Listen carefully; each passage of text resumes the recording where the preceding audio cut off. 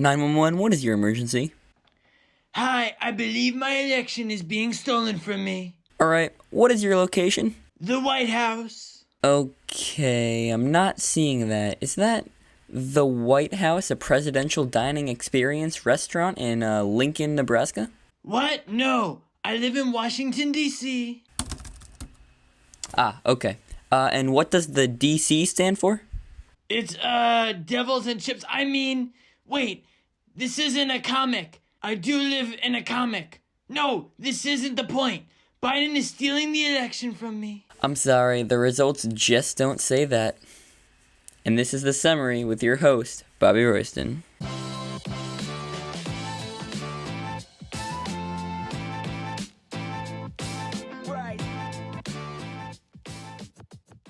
Ladies and gentlemen, welcome back to the summary. I'm your host, Bobby Royston. Was it last week we were talking about how Joe Biden became president-elect of the United States? And we were also talking about how Donald Trump, aka what you see when you look up the definition of narcissism, was spreading a fake narrative claiming that the election was stolen from him. Now, many of his supporters have even embraced this narrative. In fact, one of his supporters managed to sneak their way into the summary last week and somehow claimed that Trump had defeated Biden. What kind of idiot would do that? Trump has defeated Biden! Speaking of complete bullshit, Sean Hannity, aka the world's biggest simp, is continuing to refuse the fact that instead of having an old white guy as the president, now we have a much better old white guy as the president. Now, Socialist Democrats tonight, they're continuing to plot their far-left takeover of future, quote, they hope, Biden administration, eager to push doom, gloom, dark winter Joe as far left as possible and unleash what will predictably, based on their stated policies, be a destructive progressive agenda on you, the American people. Now, Sean Hannity is just peddling the same conservative talking points, that all Democrats are socialists and that we're all just going to ban cows or whatever. But if you notice carefully, he's not denying that Biden won. He knows Biden won. And Trump knows Biden won. And that's the real danger to this democracy, is people knowing that it went one way but refusing to accept it.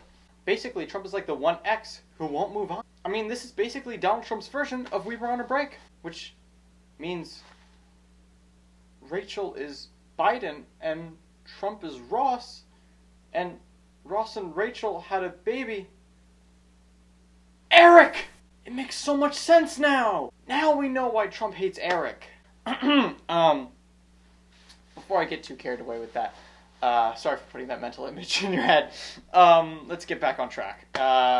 COVID-19, aka my Halloween costume for next year. It'll be the scariest one, I promise you. It'll be the scariest one. Reports are now showing we have come out with a vaccine that is 95% effective. Good morning.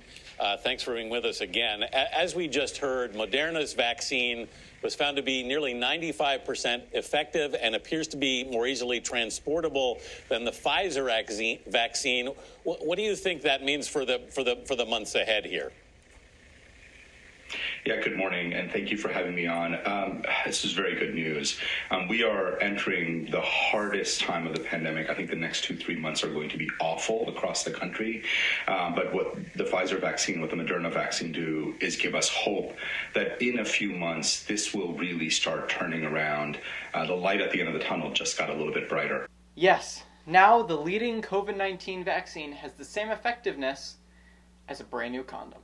But, just like they said, we're not out of the woods yet. We still have 5 to 6 months, optimistically speaking, before we can get this vaccine distributed to the public. And we still have 65 days of the Trump presidency. So really, we're in the final stretch of a long-ass marathon, and we just need to keep everything from falling apart for just a little bit longer. Well, that's the end of the monologue today, guys, but please stick around. Next up, good news. Hello, everyone, and welcome to Good News. Recently, Chris Nickick... Is it Nickick? Or would it be Nick Ick? Alright, well. Chris Nickick recently became the first man to ever complete an Ironman triathlon with Down syndrome. This guy ran a marathon, swam 2.4 miles, and then cycled over 100. That's like... It's like over 2 football fields. Even after falling off his bike, he got back up and kept going till he finished. Dude, if I fell that far into the race, I'd probably just, like, melt.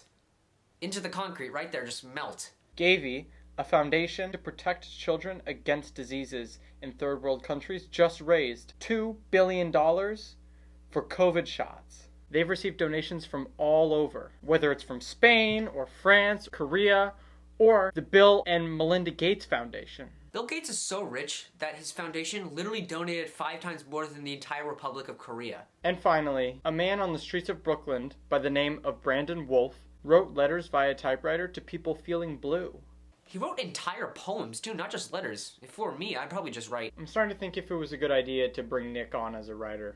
Hey, what the hell? You invited me on here. Anyways, that's enough for today. Quickly, I want to say I haven't been doing daily uploads on the channel, simply because I said at the beginning of this that it could be hard, and it is. I'm still going to do everything I can to do daily uploads, but it's kind of like I kind of had to hit the reset button. I was trying to sort of play catch up with myself, and make up for the lost time that I had done last week, or 2 weeks ago, sorry, but I just couldn't. So I decided to just hit the reset button over the weekend and just not do YouTube and just really just reset everything starting on Monday. So I'm going to try and continue doing daily uploads. I hope you all enjoyed, as always. Be sure, guys, to hit that like button and subscribe if you haven't already to stay updated with the channel. Have an amazing day whenever you're watching this, and I will see you guys in the next one.